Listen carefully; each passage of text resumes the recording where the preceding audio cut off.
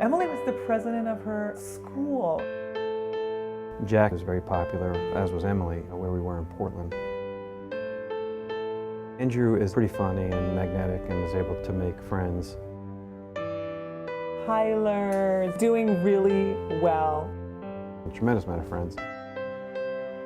Life was good for the Clark family in Portland, Oregon. They had a very positive experience when it came to friendships and their school, the things that they were involved with in the community and sports. And then one day last summer, that all came to a screeching halt when Kieran and Edie Clark had to tell 15-year-old Emily, 14-year-old Jack, 10-year-old Andrew, and 6-year-old Tyler they were moving, leaving this house that they loved to move to this house, all the way across the country in Connecticut. It was, I think, one of the worst days of my life, you know, pulling your kids from this life that they loved so much. It was really, definitely, makes me cry. One of the hardest days ever. Really, really bad day, so. I was crying the first second, but I was just like, how could you do this? I was mad. It was terrible. It was so hard. I don't know, I couldn't. When I told the first person that I was going to tell, I could barely get the words out. I didn't want to move. I was like, I'm not moving. I have a lot of friends here. A lot of crying, a lot of chaos for a while. You just don't want to shake up their world and how good and positive and safe it is at that time. It's just not something you want to do. They're not seeing it the way I see some of the opportunities, and really you're betting on being more right than wrong. The opportunity for Kieran was a big promotion, but the position was in New York City, 3,000 miles away. It wouldn't be the family's first move. Job opportunities had taken them from the East Coast to LA, and then Sacramento to Portland. Each child was born in different cities and different states, so I don't know that they all had one place that they called home, but we reminded them how well they did and how willing other groups of friends are that they just don't know exist yet. And that the benefit is really that in the end, they'll have friends all over the country. Do you think your dad feels really guilty? I think he does.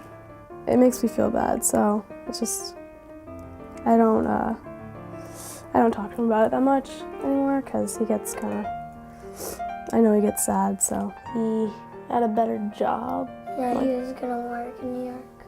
Of course, he questioned what he was doing, you know, if it was the right thing to do, if the sacrifice was worth it. To see his children so sad, it's heart-wrenching. So, yeah, he had the weight of the world on his shoulders. Kieran and Edie knew the move would be toughest on Emily, who was about to start high school, and Jack, who was going into 8th grade, so they did everything they could to help them. We got them involved in the move. We got them involved in where we were going to live, what kind of school they were going to go to. But still, the move was devastating. I was really quiet that entire ride. I was just like, didn't talk, didn't say anything. Couldn't believe it was happening. These are my friends here. The kids are doing their best to make their new house feel like home. Andrew hung his goodbye banner. Who are your best friends on here? Richard, Tommy, Mike, Peter, and John. You have a lot of friends back there. That's why it's so hard, huh? Mm-hmm. Emily has an album, also made by friends. And this was graduation again. Okay. Yeah. Great memories, huh? Yeah.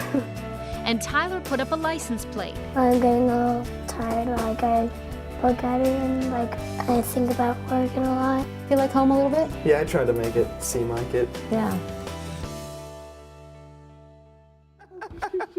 He's trying to talk me out of something. So funny. Home is where you make it. Edie's abilities have made that here, now. Little by little, it's improved. It's gotten better and better and better, so there is hope. Do you think you could really end up liking it here? I think I can, yeah. I think it will end up good. I got a good feeling. Hopefully inside of a year span from the original move, which would be another 6 months or so, they'll have enough friends to be enjoying the time that they have where we're living, but also to remember the value of all the friends who we have left in Portland. So I want them to have that friendship, that trust with their friends and with us, and to feel comfortable.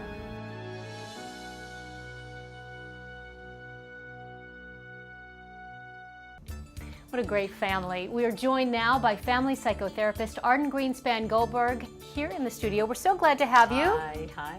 So we saw in the segment that Emily, Jack, Andrew, and Tyler are starting to adjust to their new school, their new home, friends, but what advice can you give them to make it a little bit easier? I think the kids need to get involved with what they excelled with before in the old school.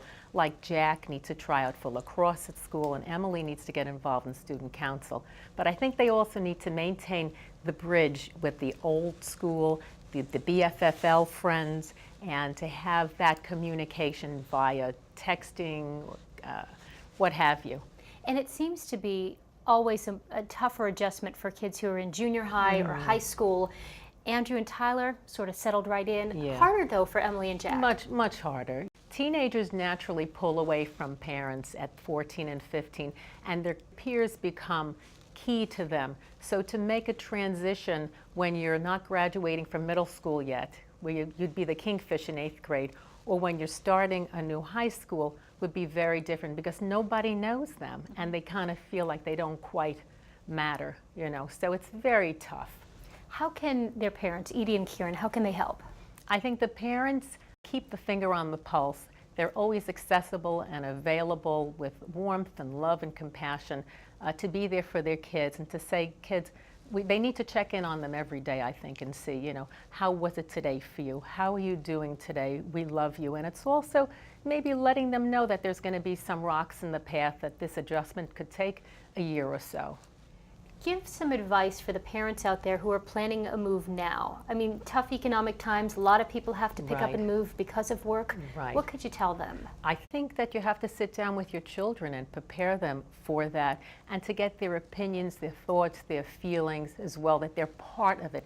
Make it inclusive for them and let them know that you expect them maybe to be hurt and angry or disappointed, but not to get upset with the kids. You have to be patient and understanding and a constant in their lives. Arden, thank you so much. Always have such great information. And for more great advice from Arden, you can check out our website, askarden.com. And for more on what's coming up on Parents TV, tweet with me at twitter.com/ParentsTVJulie.